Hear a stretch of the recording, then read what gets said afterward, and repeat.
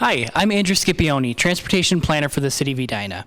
Today I am joined by Mike Spack and Bryant Fisick with Spack Solutions. These two gentlemen are both licensed engineers and PTOEs with 50 years of combined experience in the field of transportation. They are here today to educate us on traffic impact studies. Thanks, Andrew. Thank you. Yeah, we're excited to be with you at the City of Edina, going over the basics of traffic impact studies to help city council members and commission members and even the general public understand what goes into a traffic impact study, why we do them, and what to look for. So with that, let's dive right in. I want to start with context overall. Where do traffic impact studies fit into the overall city transportation system? And we have put together what we call the Transportation Network Roadmap. It's really a blueprint for all of the components of how a city manages their transportation system, and it even applies to counties and states. But there's three phases to the transportation system. There are the ground rules. These are national standards. These are state laws. These are city ordinances and policies. The next level down is what the city has more control over. These are the long-range strategic planning efforts that happen on a rhythm. Comprehensive plans may be done every decade. Neighborhood plans are done as need is identified. Then the third phase of managing the transportation system is the engineering of the system. And that is proactively making sure things are running smoothly, but also reactively dealing with citizen requests, business requests, development requests.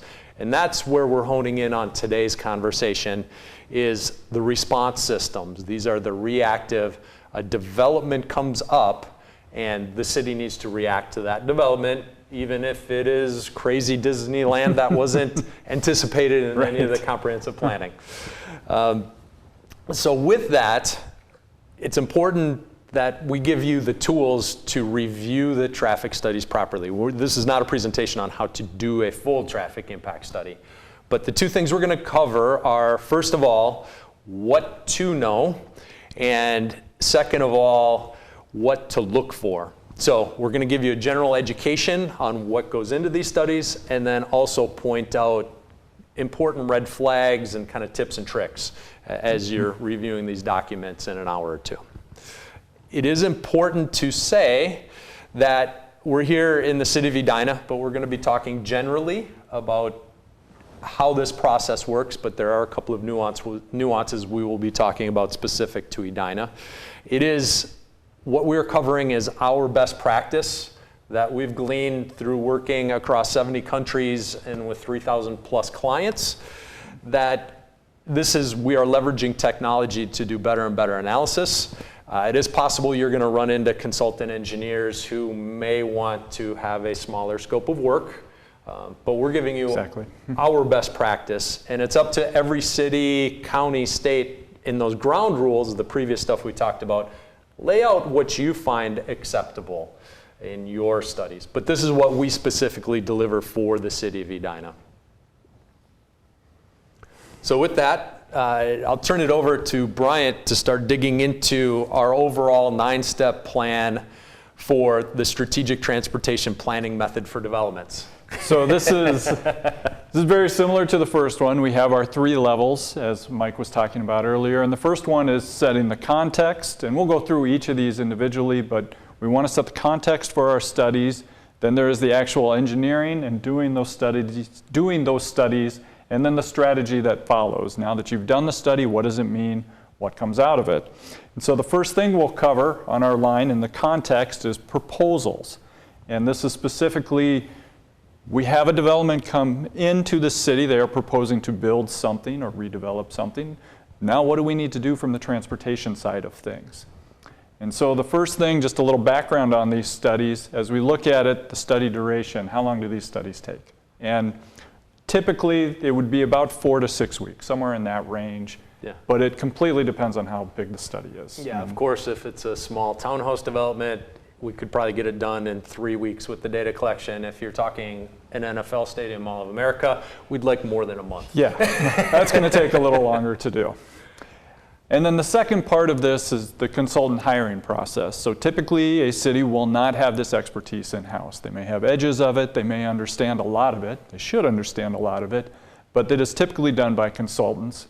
And there are several different ways that can be done. And so for the city of Edina, what they do here is they hire the consultant directly. So they will go out, they will find their preferred consultant. When the development comes in, they will escrow that money from the developer, and then they will have that done by their consultant.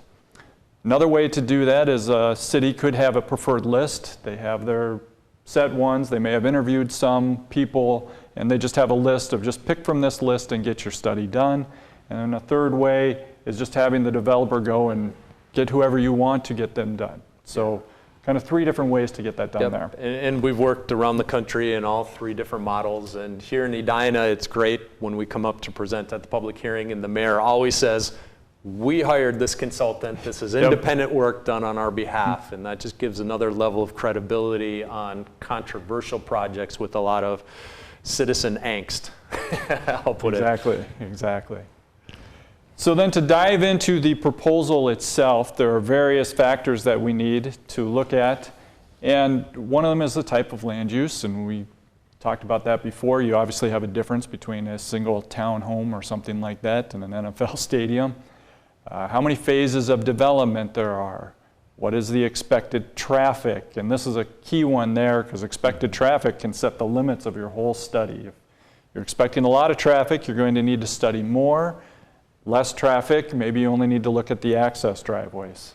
Very similar right along is the access to the roads. Look at those driveways and what they're planning to do there, your parking needs, and then finally if there's any known issues in the area. So these are all different factors that we would look at to set the scope of our study, and ideally in collaboration with the city, with city staff, to say, okay, now that we know the general factors of what they're proposing, how big do we want to make this study? What specific intersections? Is there a key issue that we should include because we know it's a problem? And that all goes into that proposal and sets what we're going to study. So once we have the proposal put together, we're hired, we're actually diving into beginning the study and doing our planning process. The first thing we do is we go to the city ground rules. So these are, when we're going through, this was in that earlier 9-step graphic we showed you. This comes through, it's first off the city ordinances. These are the rules we play by. Mm-hmm. These are the laws. Next up, we have any policies they may have in place that are related to the transportation system. Next up, the comprehensive plans. And it's important to not only look at the city or village we're working in, or township, but also most developments are going to be touching county roads and maybe even state roads. Look at freeway interchanges. So every level of government has their own documents and planning, and we want to lay the context of the whole system. Next up, of course, here in Edina, Edina is very good at doing sub-area planning and looking at neighborhoods and great community involvement and engagement on where we headed. We want to make sure that this development, even if it wasn't quite thought about in that planning process, that we're dovetailing into those plans. We don't want to come in if they're a very pedestrian-friendly neighborhood. We don't want to just, nope, we're cutting off the sidewalks on the corners and you can't cut through or anything. We want to make sure that it's flowing into the intent of those plans. Next up, and this is a very important one, is this is where the rubber hits the road, that this is where the city has allocated their funding. These are the projects that are fully scoped out, money is set aside, they're funded, and they're in the design phase, or at least the conceptual design phase, and we need to take those into account. Right. Clearly, if we're studying a site and they're doing an intersection improvement right next door, we need to make sure we're studying that intersection improvement, not what is there today. And so this is very important to account for in your analysis and what you're looking at for your study. Yes. And also recognizing if there's no funding available, the developer needs to know that, because often they think, oh, we need a traffic signal on the corner. the city will magically pay for that $300,000 cost. Also, we want to look at neighboring developments. If a Walmart has been approved just down the road and it's gone through the approval process, we want to make sure that the traffic that will be coming from that Walmart is accounted through our study area. And lastly, crash analysis, that if there are safety problems out on the network, we want to know about those, because there may be capacity, but because of a blind spot, there may be a crash problem we need to address. And ideally, in most jurisdictions, that jurisdiction is looking at their crash analyses every year, and we can just pull those out and identify if there are hot spots. We don't always get access to the crash records as consultants. So that's jurisdiction by jurisdiction. Yep. If the city can open up the crash records for us, we're happy to do a deeper dive on that analysis. And some cities will have done it already, and they will have identified their hot spots or where they have more crashes than desired. Obviously, any is more than desired, but if they've identified that, we can take that into account as well and just note that, okay, our study intersection has been identified as having a crash issue. What are we going to do about it as we add more traffic? So next up is the third step in the process. Yep, so we're on still the level, putting context to everything, and this is infrastructure and usage recon. So now, we've looked at the ground rules, we've got our proposal set, so now we're actually going out to the site and figuring out what is there today. So as a consultant, we don't always have that intimate knowledge of the city, and we want to make sure we understand what's going on, and this is the step to do it in. So various elements that we will look at as we go out to that site. What are the traffic volumes? So there's lots of different ways to collect traffic volume, even going back to grabbing a pad of paper and taking your pencil out there and just marking tallies, which way are people going.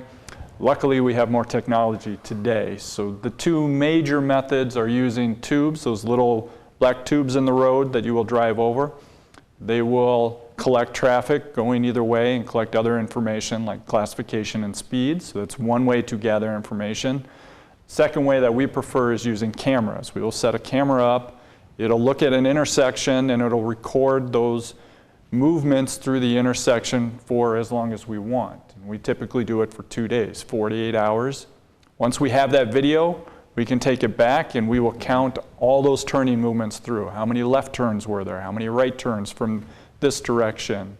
And that video allows us to get those counts as well as provide us a history of it. If we need to go back and look at it, we can see how heavy was the stacking in a particular direction, something like that. So the cameras are definitely the way to go. The way to go, and it's great as the senior engineers on a project, if we have junior engineers or technicians working on helping us, that we can scroll through the videos later, and that helps give us more context if a red flag pops up. Final note on that too, besides the fact that cameras can record for any length of time, so we should be recording more than just the peaks, it's safer too. We don't have somebody sitting out there for hours on end. They go, they set it up in 5 to 10 minutes. When it's done recording, they go pick it up 5 minutes, and much safer for everyone involved. Other elements that we're talking about, bike and ped movements, so we don't just want to focus on what the cars are doing. We want to make sure we're looking at other modes. How many bikes are going through, how many peds are going through today, and even looking what's the infrastructure around it. Are they able to go through it easily? Where are the transit stops along the site, either close by, maybe it's a quarter mile away, but just looking for those opportunities. Parking use in the area, can you park on street? Is there a ramp nearby? Is there somewhere for people to go? Sight distance at driveways. This is one that can be overlooked. Not a lot of studies will handle this, but we feel it is best practice to go out there and look at whether it's an existing driveway or even if it's a proposed. You can still go out there. You can look down the road each way and say, how is my sight distance? Is there a sign in the way? Do we need to trim trees? Very important thing to look at. Speed data. This can be important, particularly if you're dealing with residents. How fast are the cars moving through? And finally, get your signal timing. This is important for our modeling. We want to make sure we have the most up-to-date signal timing so we're accurately reflecting what's happening there today. Yes. The next element in our engineering is, so we're moving on from the context down a layer to the second step, big step in the process, and that's the engineering component. And our very first element when we're starting to do our engineering is we'd like to look at the site plan itself and figure out, are there any red flags? Are there any big issues? Are they, for instance, how's the access connection happening? Are they proposing a driveway that's 50 feet away from a busy intersection and we know it's not going to work? We need to get that corrected even before we go through the whole study process. We need to talk to the city, we need to talk to the developer, the architect, the civil engineers, whoever's responsible, and just say, that just flat out won't work. We need to go back to the drawing board.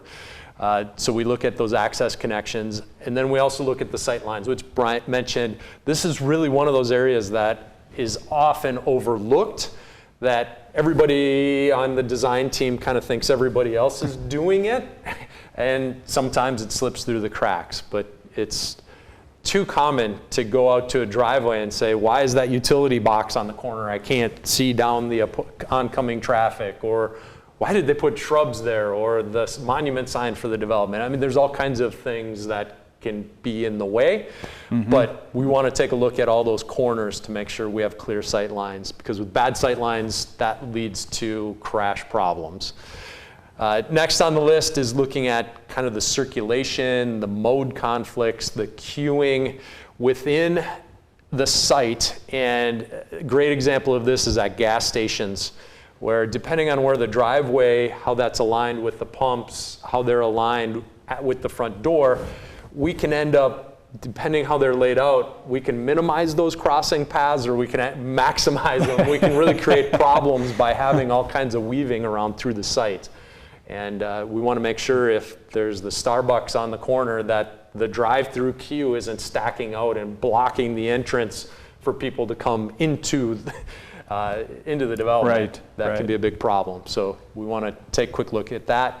Parking, of course, is a hot button issue. Andrew was just telling us about a development that has parking issues right now. That we want to, kind of that Goldilocks, we want to make sure we're providing the right amount of parking. Just not too much, but not too little. So we want to take a quick look at that to see if there's big red flags. And next is the loading zones of where are we putting the trash dumpsters for the development? Where's Amazon or UPS or at a grocery store, where are the big semi trucks? Is that put around the back side of the building, or are they coming to the front side and blocking the front doors? That can be a problem. And then MAAS is mobility as a service, and so that's Uber, Lyft, and this is a hot button issue that we've been very forthright in making sure we address in our studies, but this is one of those areas where other consultants are just not addressing that. But anyone who lives in a denser city has dealt with, why is this car stopping right in front of me on the road? Oh wait, it's an Uber letting somebody out or picking up. And we are figuring out how to better incorporate that into the development so they have a place to pull over.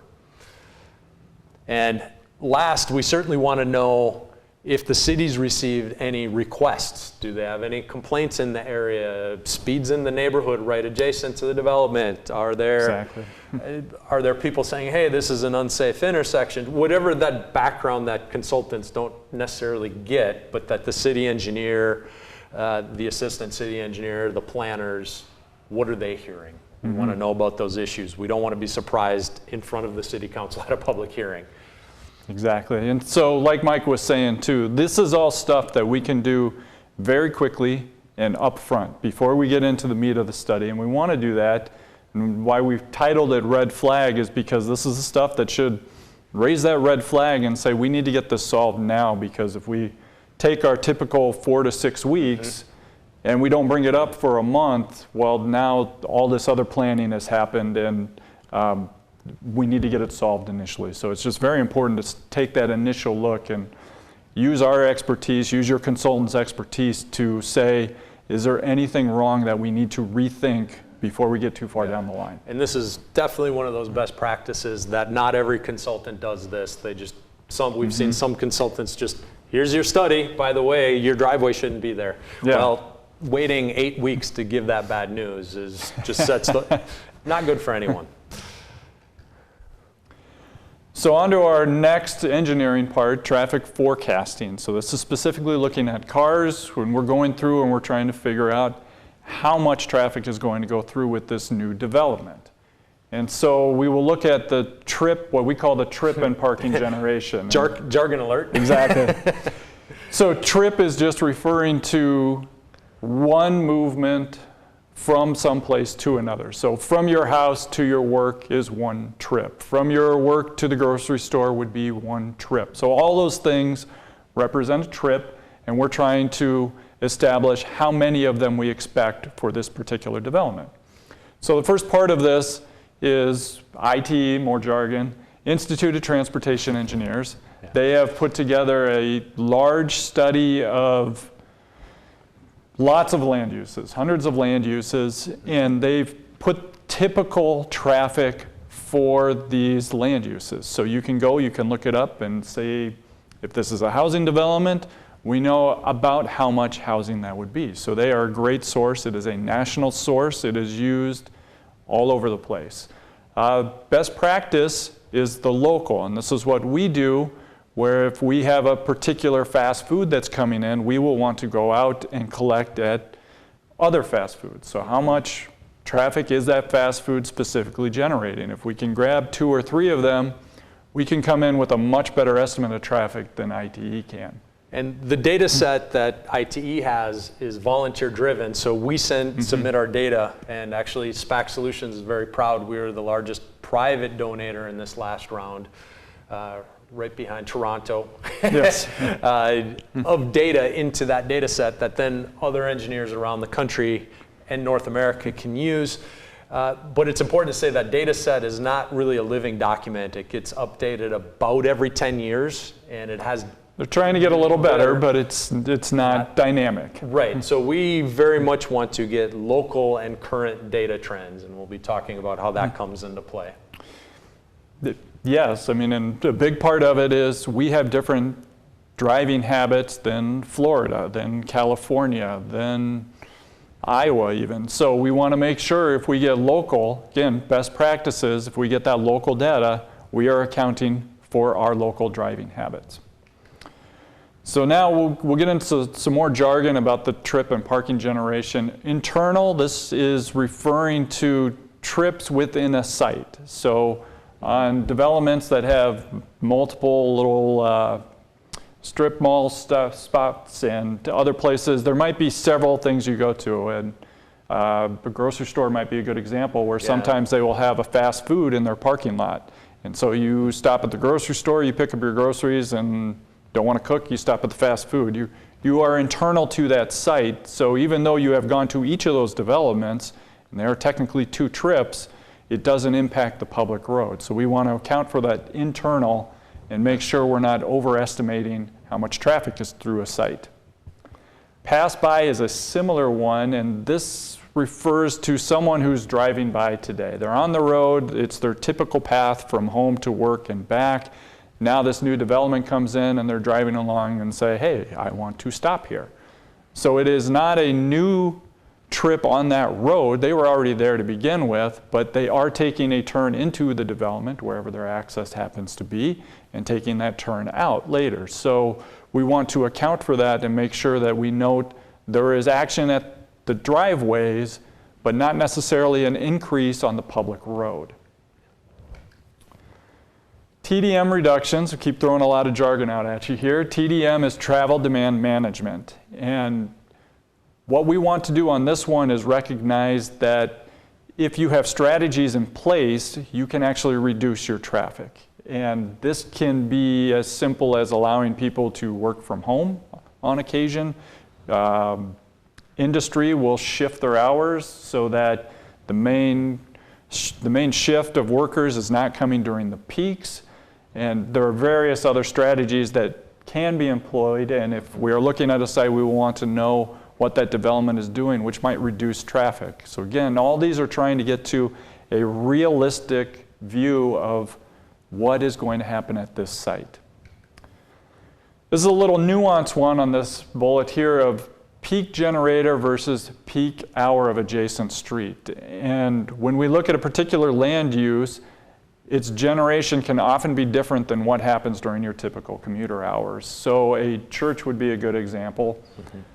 They're going to have a peak on Wednesday night, and on Sundays they're not going to have much during the typical commuter hours. So we would look at probably both. What happens during those commuter peak hours, what happens during the peak generation. School is another great example that's typically combined in the morning. Commuter school starts overlap, but then as you get into the afternoon, school lets out earlier while the commuter is after. And so for our school studies, we will look at all three to see what happens during those different hours. So in that example, the peak hour of the morning generator is the same as the peak hour of the adjacent street. When we get into school letting out at 3 p.m., that is the peak hour of the generator.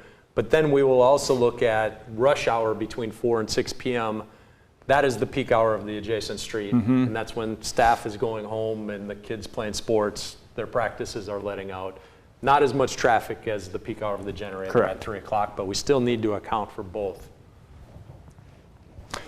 And our last one is maximum allowed use. And this is, again, best practice. What we think puts development into context is figuring out what could happen on that site. So if they are proposing a retail of a certain size, it might not be what that site can actually hold. It might be 80,000 square feet, whereas the site could actually hold 100,000 square feet. And so we want to show that difference to say, look, they're proposing this, which is actually slightly less traffic than they could. Or if we compare it to what a business might be, an office or a residential development. So depending on what is allowed by zoning, having this comparison can put it into context for people and say they're proposing this, which has a certain amount of traffic, as compared to what they could be proposing and that associated traffic.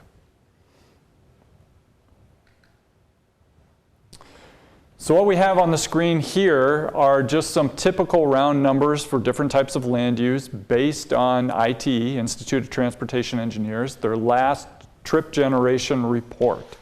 And these are just good numbers that we try to remember as transportation engineers.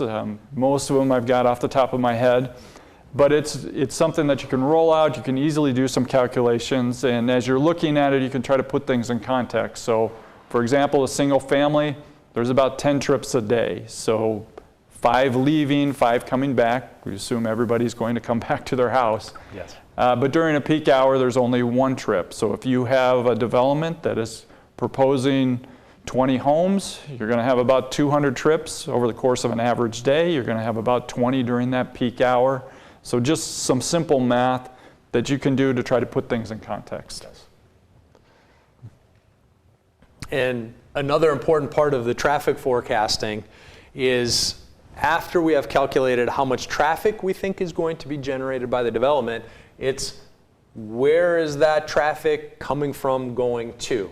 And so here, the little purple building, we have spread out on the highway, we expect a quarter of the traffic to come from the north, a quarter of the traffic to come from the south, and we have the other county roads at the site.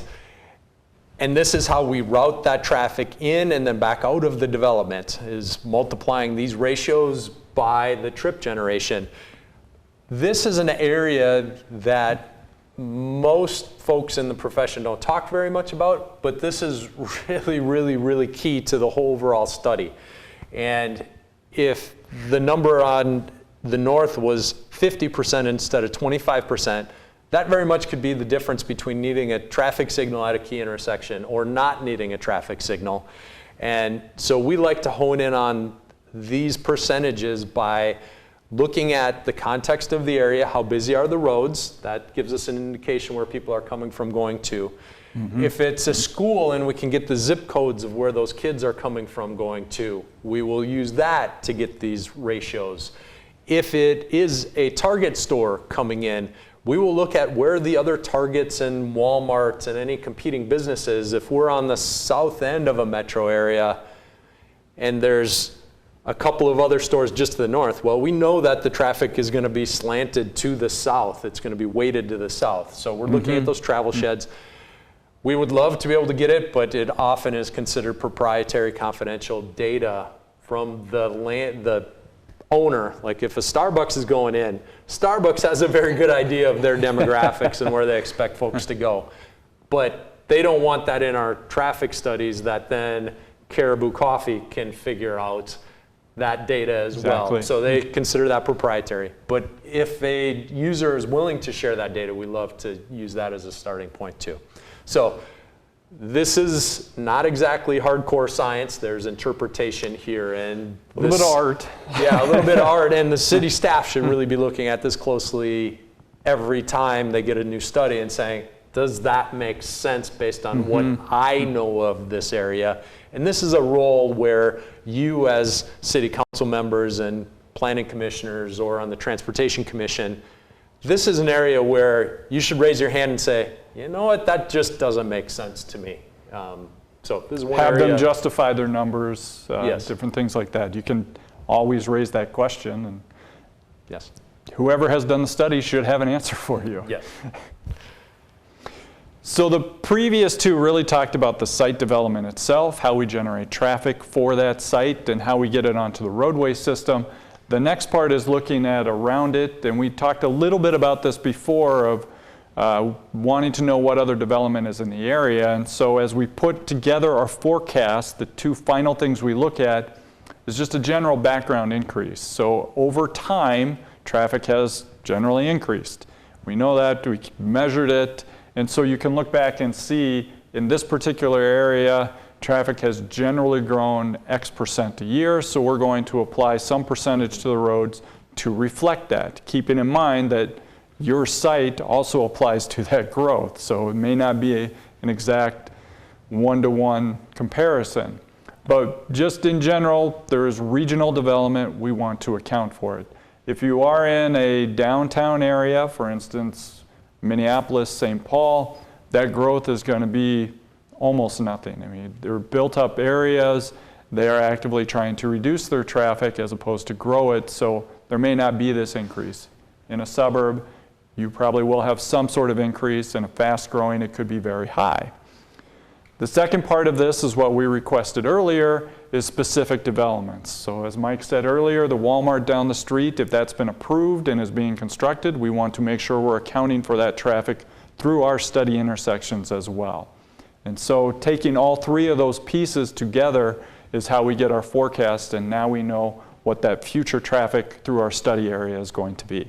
And typically we will be forecasting out into the future that we will start with maybe a year after the development is built and assumed to be fully functioning. The bigger the development, the further into the future we're going to look. That just looking at right after it opens is fine for a small to medium-sized development, but if we're looking at the Mall of America, we want to be planning freeway interchanges out 20 years. We want to make sure that things are, in the long run, really being addressed. Exactly. So we're moving on. The last phase of engineering is actually doing the analysis, the engineering calculations. And at the heart of this is more jargon and a little bit confusing. We call it level of service, and this concept has been around in our industry for about 60 years now, 60, 70 years. And it gives a graded scale to an intersections operation or a roadway corridors operation. And the tricky thing about this is that it's letter grades from A, B, C, D, E, F, and it's based on how much folks wait at that intersection to go through it. So how much are they delayed getting through that intersection? And it's on average over the peak hour, the rush hour. And there's a gradation level here. There's two different scenarios. There's one on the right for the signalized intersections. And the theory here is that people have more patience at a traffic signal because they believe the traffic signal is going to change. people are less patient at stop signs or roundabouts, which are unsignalized intersections on the left. So the amount of delay we consider acceptable is different based on the traffic control. And I want to go through a couple of these gradations. That here on the right we have level of service A, almost no traffic. At the same this would probably be midday, or very much would look like at 2 in the morning, although that would probably be a darked out image. But then as we go up the scale, we get busier at level of service C. We obviously get busier at level of service D, but much different than your children's schooling and art schooling. Level of service D during the peak hour is considered acceptable in most areas. Some areas you may decide to draw the line at between the C and D boundary. Other areas may say between the E and the F boundary in Los Angeles or Atlanta. So this is context that we need to get up front, that the traffic engineer consultant shouldn't be telling you what's acceptable. You should have that as part of your ground rules. Absolutely. But then we tip into over congested as we go up the scale into level service F. But we want to say that a thriving community has traffic and has a level of congestion. That if you are a ghost town, if you're in certain neighborhoods of Detroit, you have level of service A because you have boarded up buildings and you have no traffic. But think about all of the areas that folks like to go to, restaurants, or when you're on vacation, the areas you like to go down in Miami or whatever it may be. They are thriving, busy areas. They have a level of congestion. So then going to the next slide, and this is our best practice, is we look at each intersection. So we're showing 3 different intersections here, and we're looking at the gray bars being the existing, the kind of teal bars being what it's going to look like in a year or 2 if this wasn't built out, the development. Then we layer on, if we add on our development traffic, what that's going to look like. We draw the line at, the red line there is the unacceptable line, and in Edina here, it is at that level of service DE boundary, so that's 55 seconds at a traffic signal. But there's actually an optimal band, that this green band, if it's operating with 0 delay at level of service A during rush hour, that means we overbuilt the intersection and we have too much infrastructure out there. If it's anything more than just a stop sign and a road going 2 directions. 2-lane roads, yeah. So to optimize your infrastructure investments, we actually want to be in that level C to D area. That's a key point. And so this graph refers to signalized intersections, and this is the way we try to present things. Rather than the A, B, C, D, E, rather than that letter scale, we put it in this way with the clear red line with the band on it, trying to identify what we think is optimal, more of a pass-fail as opposed to the letter grade, which can get confusing for the public and other people. And this is a best practice. Some consultants will give you a giant eye chart of all of these scenarios, and you have to try to decipher what's good and bad in this big matrix of letters or seconds of delay numbers. So secondary to this, if this is our signalized, obviously we need one for unsignalized, and we have this graph which is slightly different than the other one that we presented. So the other one was based on delay, and for this as a stop sign, a side street stop, so you're coming up to the stop sign, your cross street traffic can free flow, so you're looking for that gap. When we look at those intersections, we want to look at how much stacking is at that stop sign, not how much delay there is, because overall for those types of intersections, if the main road doesn't have to stop, that's 0 delay, so it completely skews your results. Right, and if there's one car during rush hour trying to stop at that stop sign, even if they have to wait 8 minutes, we're not going to stop 1,000 cars going back and forth to let the one car out. We're going to have to deal with that a different way than putting in a traffic signal or a roundabout for them. But as Bryant was alluding to, it's how much stacking is happening at that peak moment during rush hour. That's what we're really honing in on. And so for this table or chart here, as we look at our green line on there, we represent or that represents 5 cars stacked at a stop sign. And based on our experience and what we've been looking at, if you have 5 cars at any given time or less, your intersection is fine. You don't need to think about improvements as that. Even if there's some longer delays for them to get through, that means either there's not a lot of traffic or they're spaced out well enough. It's just there's not enough to invest your limited resources into improving it if that's what your stacking looks like. Similarly then, on the top line, the red line, that represents 10 vehicles. So if you have 10, 12 more vehicles stacked at this stop sign, now that is definitely a clear line of you need action. We should be doing something here. Should we be thinking about a turn lane to spread that traffic out? Should we be thinking about different traffic control? Lots of different things you can think about, but it's a clear line of action that says if we've got this many vehicles stacked, let's do something about it. And then obviously between 5 and 10 vehicles, we're in the kind of judgment area and thinking about it, and this may go into more of the long-range plans to watch it for the city, but maybe not build something immediately for that development. And again, just like the level of service, are you setting your standard at the D or E boundary? We believe every community should talk through and actively make the decision. Maybe in your community, 4 cars is the line, or maybe 15 cars is the line on the maximum end. But you should work on that. But based on our experience and our study, these are the tipping points for us. As the last part of the analysis, we're doing a lot with computer models, and what we always like to say is if you put garbage in, you're going to get garbage out. And so our highly technical term of level of service shenanigans, these are things that we always look for. We try to make sure we're paying attention as we're going through our model to make sure the model reflects what's out there today and then accurately reflects what will happen in the future. So these are technical terms. Most people will probably never need to look at these. They happen in the background, but they are very important and they can change the results of your analysis. So the first one is the peak hour factor, which represents the flow of traffic over the hour. And so if we look at our peak hour, if we have 1,000 cars, are they nicely spaced throughout that whole peak hour? There's no up and down, it's just very consistent. Or is it a school where there is 15 minutes that is crazy because everybody's coming to pick up their kid, and then the rest of the hour it's gone? That is what the peak hour factor refers to. And again, very important for schools, religious organizations, that everybody comes at once, movie theaters. There are various land uses that have a set start time that everyone is going to arrive in that 15 minutes before the start. Yeah, manufacturing facilities that actually work on 8-hour shifts, et cetera.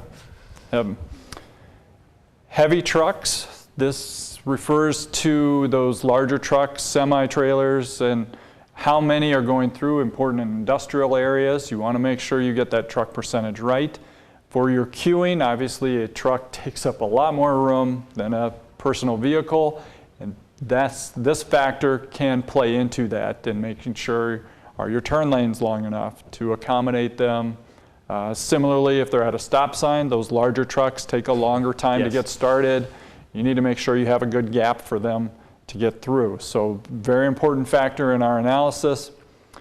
Last one is lane balance. And if you have, say, dual left turns, sometimes they are not used equally because right after the left turn there's a freeway entrance and everybody wants to take a right onto the freeway entrance. So you can envision it, you're taking a left and an immediate right. Well, most people are going to stack in one of those lanes because they don't have a chance to weave over to get where they want to go. So you can have a very different feel of traffic and not this even flow through the lanes, and that can happen on through lanes as well. You need to pay attention to that, and gets back to our site recon and what we've seen out there of how that balancing occurs.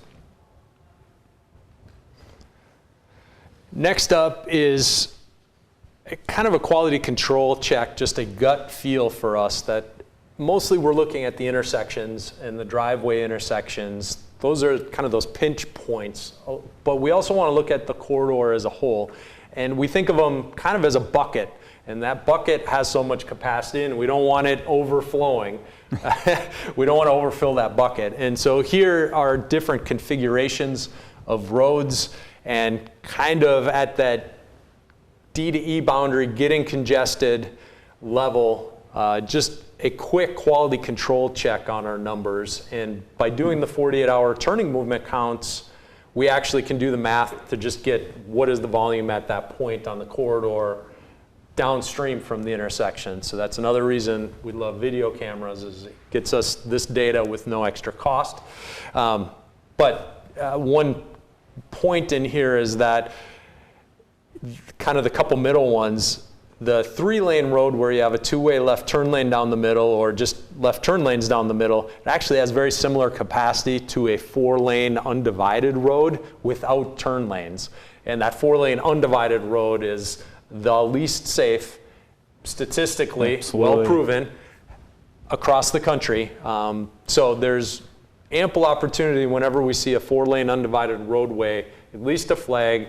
The city should think about long-term convert that to a 3-lane when it is next reconstructed, or do you want to restripe it, repaint that, and use that extra width for bike lanes and shorten up the crosswalks. And there's lots of benefits there, but that's just one of the nuances in this chart. Mm-hmm. And it is also important to remember that these are planning level, so we use them as a gauge, like Mike said, but there are roads that handle more than these. There are roads that cannot handle this much based on what's going on, but it's just a way for us, again, that best practice, quick look at a road, is it appropriate for what's out there?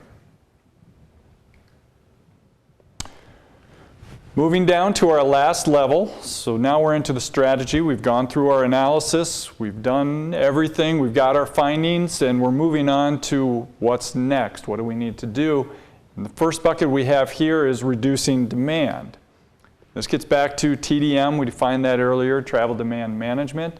And we think it's best practice here to look at what can you do to reduce the demand at a particular development. First up, and these are just a few examples that we'll throw out, but a transportation coordinator, is there someone identified, this is usually not a full-time job, but is there just someone at that development that can be contacted by the city, by city staff, and work on, hey, we're working on a new transit line, should we be thinking about a stop in your area? New developments or new things that come in, I mean, just a way for that communication to happen back and forth. Another example is just very simply adding bike racks. If it's a retail spot, do they have a spot where people can put their bikes and secure them? Close to the front doors, well lit, not in the back alley behind the building. And if it's a residential area, do you even have long-term spots where it's protected inside somewhere so their bikes aren't getting rained on? So again, just ways that if you have these things, you can reduce the amount of vehicle traffic to that site. Transit displays are very popular in some areas, and they can be real-time depending on how sophisticated you want to get, but just a way to inform people of when is the next bus coming through, and how stop over there, whatever it might be, but here's the buses, where they're going, when they're coming, so that knowledge is right there. They don't have to search for it. Carpool priority parking, very simple way to put half a dozen spots right by the front door that says if you're carpooling, you get this preferred spot right by the front door. You don't have to walk as far. Encouraging people to try other methods. So there's lots of other methods. We're not going to go through them all. We just wanted to give you a flavor of them here and just say that as best practice, some of these things should be thought through and presented in the study as a way to reduce vehicle traffic and make sure that we're not looking, or we're trying to do our best to keep roads congestion free, or as best we can, and put them in that optimal range.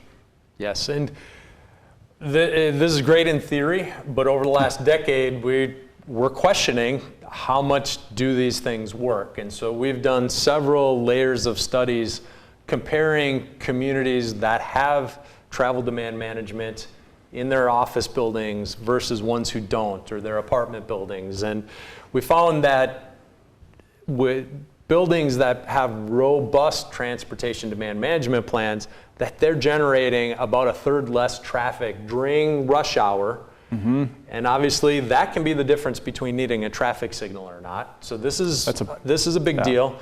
And just as important for the developers, the money for the traffic signal is significant. But when we're talking a Mall of America type building or a building that needs a parking ramp, we found that they need 15% less parking overall. And at several $1,000s per parking stall, this quickly adds up. And to say, hey, putting in a shower, locker room, and some bike racks for $10,000 is the equivalent of not having to build 50 parking stalls at $3,000 a piece. We quickly get the attention of the operators whose money is on the line here. So we've done several rounds of study. We don't know of any academics or other consulting firms that have done this level of data. We would love more data out there, but this is at least several rounds of studies that we have done. We are honing in on there is real payback to having these demand management plans to work on the demand side of the balance instead of just always adding more supply. Exactly. So next up, it's important when we're looking at strategies that we're looking at more than just passenger vehicles. And thankfully, we love working in Edina because Edina is very much on the forefront here of we need to facilitate all modes. That bicycling is important, pedestrians are important. And we kind of go through the list, but we want to think through all of the different things that are happening transportation related at a development and account for all of them. And we can't always do a to the decimal point calculation of pass-fail on these items. We don't have level of service for all these different modes yet. But we for sure need to take a subjective look at all of these items. And the hot button one right now is scooters are showing up everywhere. How are we dealing with those? Where are they being left? And are we going to paint areas out for them? And does that apartment building actually want the scooters in front of it in the morning or coming back in the afternoon? And also, there are ADA, Americans Disability Act, laws that need to be accounted for, but that sometimes can be overlooked and can cause problems later. So we very much want to have a good system set up for the impaired, whether visually, in a chair, however, but we want to make sure we're accounting for all users.